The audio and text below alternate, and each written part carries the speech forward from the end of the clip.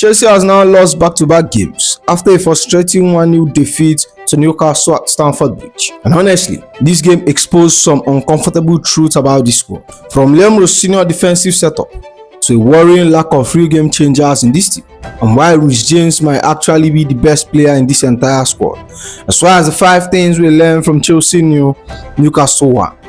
Before we dive into this video, if you are new here, welcome to the channel. If you have been following me for a while, you know drills. Help your boy get to that 10k subscriber mark. Let's dive into it. Honestly, I'm sitting here staring at the wall because honestly, I don't know how to process that. Chelsea Newcastle 1 at the bridge again. It feels like a recurring nightmare where the character changes, but the ending stays exactly the same. We have seen this movie before. We have memorized the line, and I'm officially sick of the sequel. Even with Liam Rosenior trying to shake up things and inject some tactical fresh air into this side, we fell into the same trap. Losing at home is never easy to stomach, but losing like that is gut-wrenching. We dominated every single meaningful statistics, XG, possession, touch in the box, but we were undone by one clinical moment from them while we looked like we couldn't finish a sentence, let alone a chance. It's the ultimate headloss scenario. Having all the tools to win, but forgetting how to use them the second we seize the goalpost. And after that 90 minutes of pure unadulterated frustration, here are the 5 things we learned against the Magpies. Starting with the great defensive rebuild. Let's get into the meat of this disaster, and it's exactly where every nightmare begins for us lately. The backline. And honestly, calling it a backline feels like a compliment. For that Newcastle goal, it was more like an open invitation. We considered the goal that was the perfect, painful microcosm of why this season is currently in the B. And Newcastle literally parted the sea. Tino Livramento and Joe Willock, 2 players who should have met a wall, just throw past the middle of our pitch with 0 resistance. It's pathetic. And of course, Anthony Gordon was sitting there to tap it in. The reality is hitting home now. With Livakovic out long term with that ACL injury, we have a gaping, bleeding hole where leadership and speed used to be. And don't take my word for this tactical suicide we are witnessing. Look at what Anthony Gordon has to say after the game. Chelsea were playing man for man, so we knew we could get behind them. But it seems very open when the opposition is literally surprised by how easy you are to play against. You know you are in the mud. And even Liam Rosenior couldn't hide it from his post-match. He said there is a tactical issue. We press in a different way to most teams. It's a new way of pressing. Mistakes happen. They had nothing, but we gave them a go. Tactical issues. Thank God he knows it. But mate, put those tactical notebooks in the drawer and wait till summer. We have a Champions League spot to fight for. And we are out here experimenting like it's a preseason tour in North Carolina. Now let's talk about the individual in the middle. On paper, their individual stats doesn't look like a total car crash. But as a collective, they were poor. Water and oil, they don't just mix. Chalobah finished with a 6.7 rating, 3 defensive contribution, 1 tackle, 1 clearance, 2 recoveries, 1 ground duel won, 2 area duels won, 0 time dribbled passed. And then you look at Wesley Fofana, who finished with a 6.5 rating, 13 defensive contribution, 2 interception, 10 clearance, 1 shot blocked, 3 recoveries, 1 ground duel won, 4 area duels won, 1 error leading to a shot. Here's the thing with Fofana. I think we overrate him. There, I said it. He's a vibes and energy defender. He defends with heart and lungs, but rarely with his head. He wants to be busy, he wants to be everywhere. And in doing so, he forgets the absolute basics. In the box, he's genuinely awful. He loses his marker for fun. When Cole is there, he organizes Fofana. He brings out the best in him. But Chalobah isn't an organizer either. Neither of them is a general. Putting them together is like putting 2 toddlers in charge of a nuclear power plant. Something is going to blow up eventually. And this wasn't just a loss, it was a historical embarrassment. Get a load of these stats from Squawka. This is only the 2nd time in the Premier League history that Newcastle led at halftime at Stamford Bridge. They are 1-0 back in their 2-0 win in May 2012. We are literally breaking bad record every single week. We have seen this collapse repeatedly. Coming off the back of that 5-2 piping by PSG earlier in the week, I am exhausted from talking about this defense. And it's a damning indictment on these sporting directors. How do you spend over $1 billion and end up with a squad that doesn't have one elite or world-class centre-back.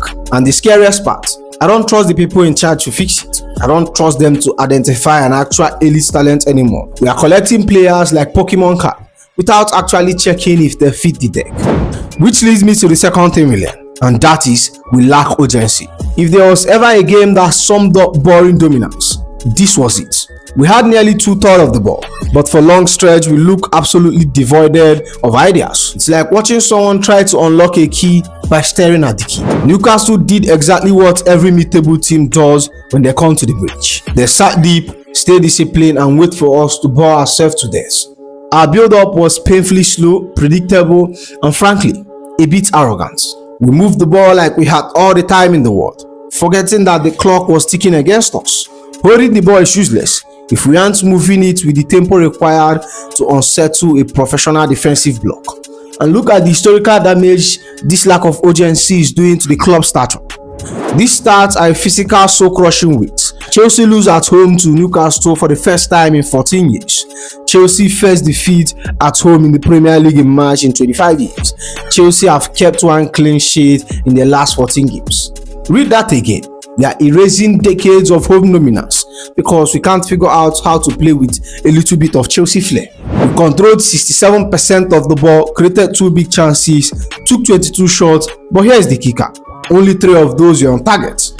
When the XG is Chelsea 1.59 to Newcastle 1.53, it tells you that despite all our dominance, we barely created more chances than a team that barely had the ball. We are passing for the sake of it. It was sideways FC at its absolute peak. Now, I'm not going to sit here and hammer the midfield duo, because statistically, they did their job in terms of control. They kept the engine room running, but nobody was steering the car towards the cliff. Moses Caicedo finished with a 6.9 rating, 1 key pass, 92% accurate passes, 73 touches, 2 defensive contributions, 1 tackle, 3 recoveries, 2 ground duel.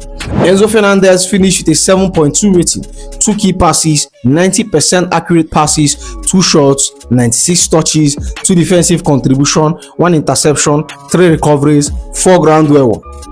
They kept the ball, they won their duels, but against a low block, keeping the ball isn't an assignment. Breaking the block is. We needed more adventurous vertical line breaking passes. Instead, we played it safe. Newcastle goal came from that one lapse in the 18th minute, and while we recovered defensively and didn't let them sneak the goal again, we never took the risk through the middle necessary to punish their backline. Dominating the pitch means absolutely nothing if we aren't clinical, brave, or fast in the final third. We are playing like a team that is afraid to lose the ball, and in doing so, we forgot how to win a match. Which brings me to the third thing we learned. What is Liam Delap actually good at? At halftime, we are crying on for a change, and Liam Rosenior obliged by bringing on Liam Delap for Malo Gusto. The idea was simple: get a vocal point, get some physicality in the box, and actually give their centre-back something to worry about. On paper, it makes sense. He has the profile. He's a big lad, he's a handful, and he likes a bit of a scrap. But in reality, watching Liam Delap is like watching a guy at the gym who spent 2 hours moving heavy weights but never actually build any muscle. He's busy, sure, he runs around, he bumps into people, he looks like he's trying, but where is the actual impact? Where is the quality? Look at the numbers of his 45 minutes cameo and tell me this is a Chelsea level striker. A 6.4 rating, 4 shots, 1 on target, 1 shot block, 1 big chances missed, 17 touches. 17 touches in an entire half, where we have 67% of the ball. I'm convinced this man has the best job on the planet. Imagine being paid 6 figures just to burn calories. He's out there doing cardio while the rest of the team is trying to win a football match. The way he has been ghosting lately, you would think he was St. Patrick. He's invisible when it matters, clumsy when he finally gets found. While he was brought in to be a nuisance, he lacked any semblance of clinical edge today. When the chances fell to him, he fluffed his line again. I've seen enough, and I'm tired of his raw excuses. We are Chelsea Football Club. We have gone from the Drogba and Diego Costa to a guy who looks like he's playing in the championship on a gap year. He simply isn't the quality we need. If we want to be serious about competing at the top level, he defends more with his enthusiasm than his brain, and he attacks more with hope than his skills. We are basically playing with 10 men when he's on the pitch. If the plan is to cross and hope for a guy who can't direct a header on target, then we are in bigger trouble than I thought. Which brings me to the fourth thing we learned: a £1 billion squad. Let's stop sugarcoating it and call it exactly what it is. This squad is not good enough. There is a growing sentiment among us fans that this group is simply too young, too naive, and too soft for the pressure of a top 4 race. When the whistle blows and things start going south, we don't see leaders regrouping. We see a collective panic. We see players looking at each other like they have never met. Outside Kopama and Joao Pedro, where is the constant top-tier quality in the final third? It doesn't exist. But the real head loss moment for me was looking at the bench. We are chasing a goal at home against Newcastle. We needed game changers, we needed inspiration. And who did we turn to? Liam Delap, Romeo Lavia, and Llorente. I mean, are you joking? That is the bench of a mid-table side, not a club that has invested over £1 billion. The quality gap between our starting 11 and our bench is night and day. Imagine spending £1 billion and reaching a point where there is absolutely no one you can call upon to rescue a point or change the momentum of a game. It's a damning indictment on the incompetence of the sporting directors. This isn't just a bad day at the office, it's a fundamental flaw in this project. They have bought a collection of talents that might look good in 5 years, but we are losing game today. To the directors sitting in the stands, you all are a bunch of shameless clowns. You have stripped the soul out of this squad and replaced it with an expensive, disjointed mess that can't hold its own against a disciplined Newcastle low block. We have become a laughingstock, a £1 billion experiment that is failing in real time. If this is process, then the process is broken. Which brings me to the last and final thing we learned: a world-class diamond in a pile of shit. If there is one thing, and I mean one tiny silver lining to this cloud of pure frustration, is the captain. Even on a day where the team looked like they are playing through a trickle, Reece James was the only one who looked genuinely world class. Look at the numbers, because they're actually staggering. For a guy who spent half of the game trying to carry 10 men on his back, he finished with a 7.6 rating, 1 big chance created, 4 key passes, 4 accurate crosses, 97% accurate passes, 100% passes in the opposition box, 4 shots, 1 woodwork, 107 touches. Think about that, 107 touches of the ball. He played a hybrid role today, drifting into the midfield to dictate play. He led the team in touches and was the most consistent threat.